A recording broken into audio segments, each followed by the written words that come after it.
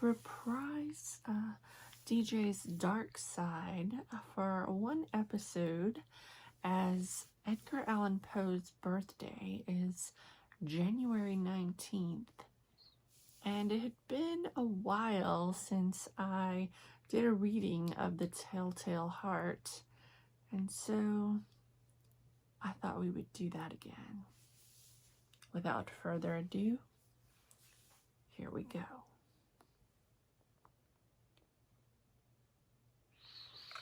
True. Nervous.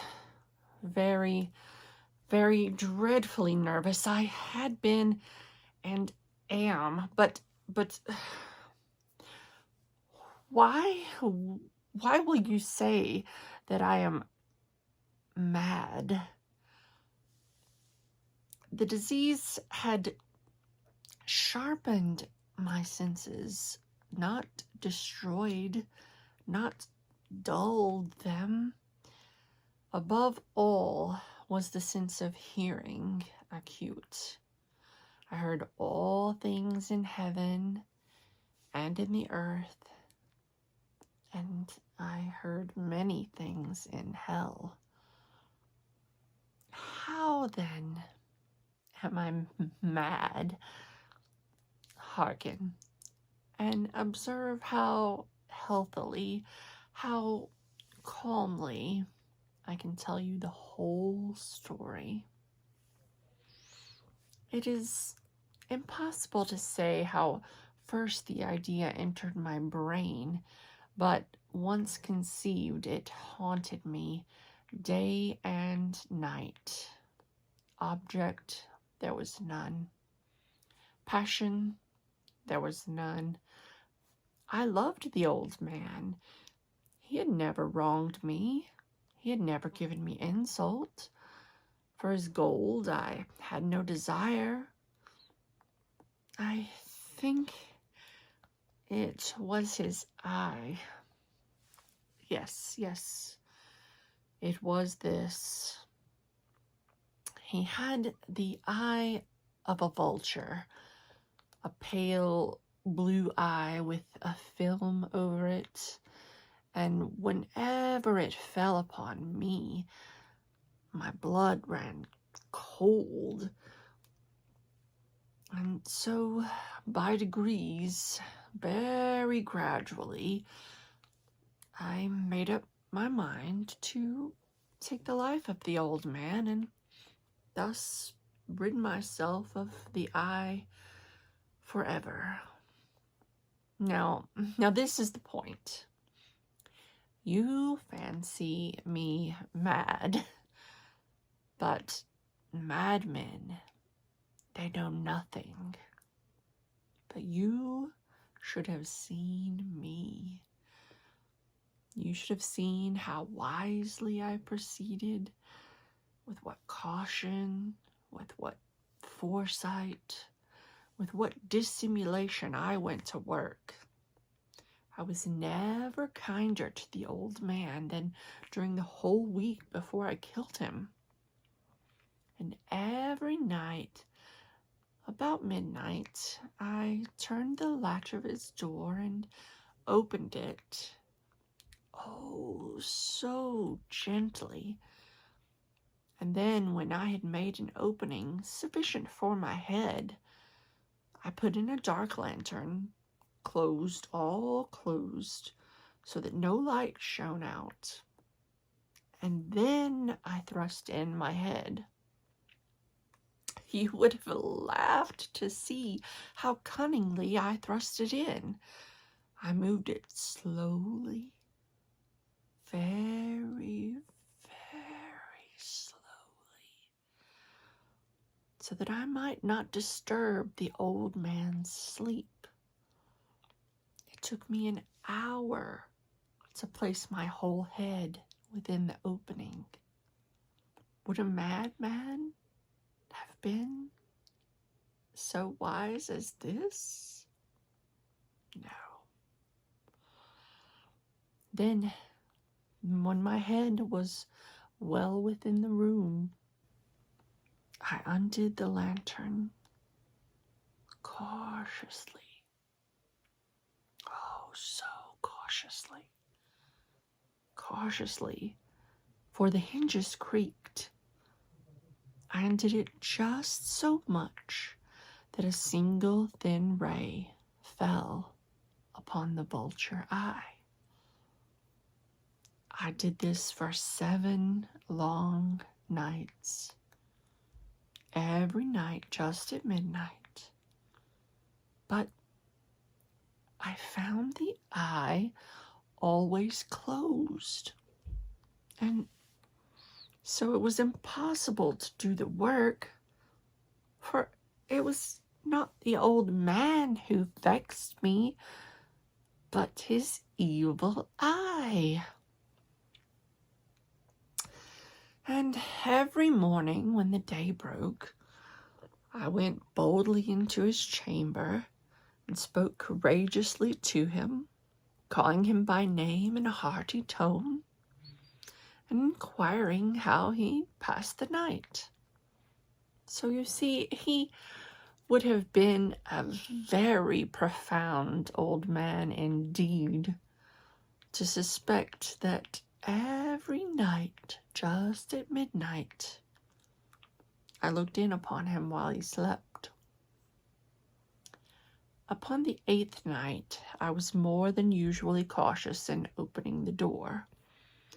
A watch's minute hand moves more quickly than did mine. Never before that night had I felt the extent of my powers, of my sagacity. I could scarcely contain my feelings of triumph to think that there I was, opening the door little by little, and he not even to dream of my secret deeds or thoughts. I fairly chuckled at the idea, and perhaps he heard me, for he moved on the bed suddenly, as if startled. Now, you may think that I drew back, but no. His room was as black as pitch, with the thick darkness, for the shutters were close fastened through fear of robbers, and so I knew that he could not see the opening of the door, and I kept pushing it on, steadily, steadily. I had my head in and was about to open the lantern when my thumb slipped upon the tin fastening, and the old man sprang up in bed, crying out, "Who's there?" I kept quite still and said nothing. For a whole hour I did not move a muscle, and in the meantime I did not hear him lie down. He was still sitting up in the bed listening, just as I have done night after night, hearkening to the death watches in the wall. Presently I heard a slight groan, and I knew it was the groan of mortal terror. It was not a groan of pain nor of grief. Oh, no. It was the low, stifled sound that arises from the bottom of the soul when overcharged with awe. I knew the sound well. Many a night, just at midnight, when all the world slept, it has arisen and welled up from my own bosom, deepening with its dreadful echo the terrors that distracted me. I say I knew it well. I knew what the old man felt, and pitied him, although I chuckled at heart. I knew that he had been lying awake ever since the first slight noise when he had turned in the bed, and his fears had ever been since growing upon him. He had been trying to fancy them causeless, but could not. He had been saying to himself, "It is nothing but the wind in the chimney. It is only a mouse crossing the floor. Or it is merely a cricket which has made a single chirp." Yes, he had been trying to comfort himself with these suppositions, but he had found all in vain. All in vain, because death, in approaching him, had stalked with his black shadow before him and enveloped the victim. And it was the mournful influence of the unperceived shadow that caused him to feel, although he neither saw nor heard, to feel the presence of my head within the room. When I had waited a long time, very patiently, without hearing him lie down, I resolved to open a very, very little crevice in the lantern. And so I opened it. You cannot imagine how stealthily, until at length a simple dim ray, like the thread of a spider, shot from out the crevice and fell upon the vulture eye. It was open, wide open, and I grew furious as I gazed upon it.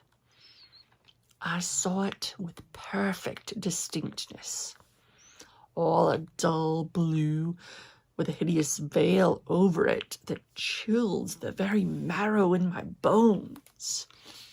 But I could see nothing else of the old man's face or person, for I had directed the ray as if by instinct precisely upon the damned spot.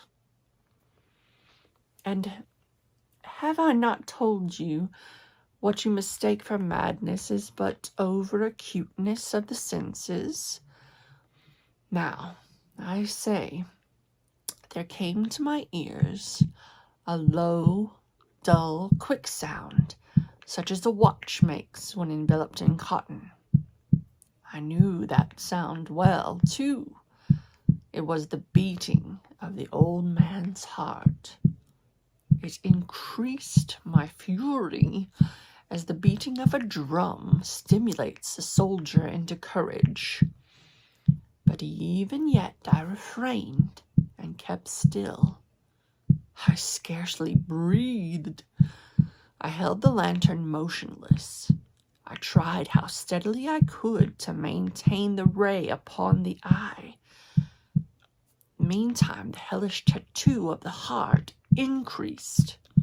It grew quicker and quicker and louder every instant. The old man's terror must have been extreme. It grew louder, I say, louder every moment. Do you mock me? Well, I've told you that I am nervous. So I am. And now, at the dead hour of the night, amid the dreadful silence of that old house, so strange a noise as this excited me to uncontrollable terror.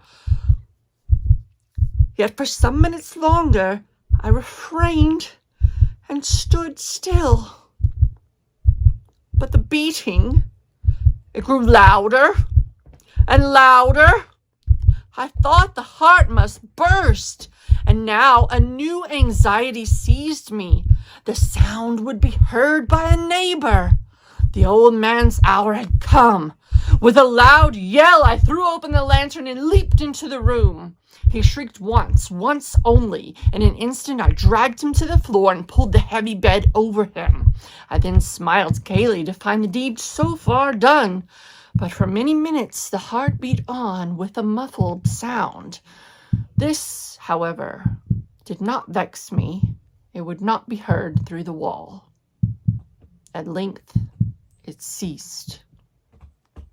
The old man was dead. I removed the bed and examined the corpse. Yes, he was stone dead. I placed my hand upon the heart and held it there many minutes. There was no pulsation. He was stone dead. His eye would trouble me no more. If still you think me mad, you will think so no longer when I describe the wise precautions I took for the concealment of the body. The night waned, and I worked hastily but in silence. First of all, I dismembered the corpse. I cut off the head and the arms and the legs. I then took up 3 planks from the flooring of the chamber and deposited all between the scantlings. I then replaced the boards so cleverly, so cunningly, that no human eye, not even his, could have detected anything wrong. There was nothing to wash out, no stain of any kind, no blood spot whatever. I had been too wary for that. A tub had caught all. When I had made an end of these labors, it was 4 o'clock, still dark as midnight. And as the bell sounded the hour, there came a knocking at the street door. I went down to open it with a light heart, for what had I to fear? There entered 3 men who introduced themselves with perfect suavity as officers of the police. A shriek had been heard by a neighbor during the night. Suspicion of foul play had been aroused, and information had been lodged with the police office, and they, the officers, had been deputed to search the premises. I smiled, for what had I to fear? I bade the gentleman welcome. The shriek, I said, was my own in a dream. The old man, I mentioned, was absent in the country. I took my visitors all over the house. I bade them search well. I led them at length to his chamber. I showed them his treasures, secure, undisturbed.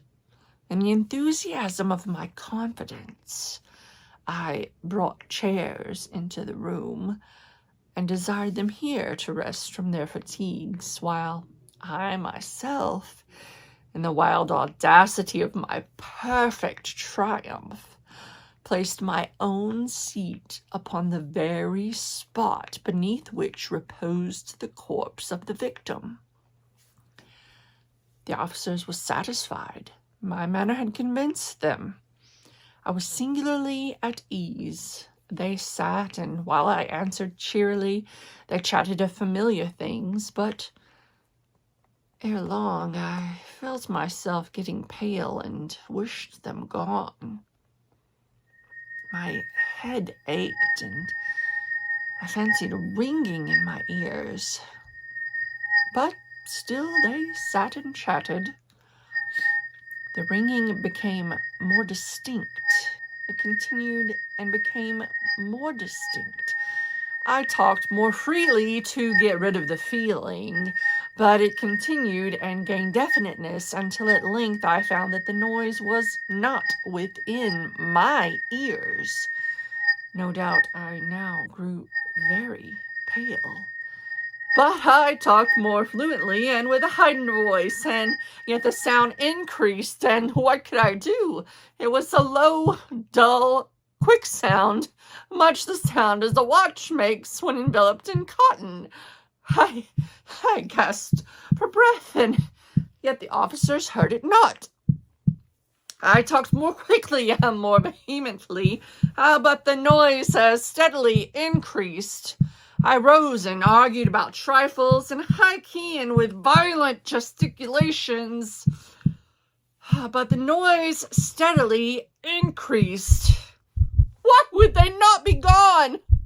I paced the floor to and fro with heavy strides, as if excited to fury by the observations of the men, but the noise steadily increased. Oh, God! What could I do? I foamed, I raved, I swore. I swung the chair upon which I had been sitting and grated it upon the boards. But the noise arose over all and continually increased. It grew louder, louder, louder, and still the men chatted pleasantly and smiled. Was it possible they heard not? No, Almighty God, no! They heard. They knew, and they were making a mockery of my horror. This I thought, and this I think. But anything was better than this agony. Anything was more tolerable than this derision. I could bear those hypocritical smiles no longer. I felt that I must scream or die. And now again, hark! Louder! Louder! Louder! Villains! I shrieked. Dissemble no more. I admit the deed. Tear up the planks here! Here! It is the beating of his hideous heart!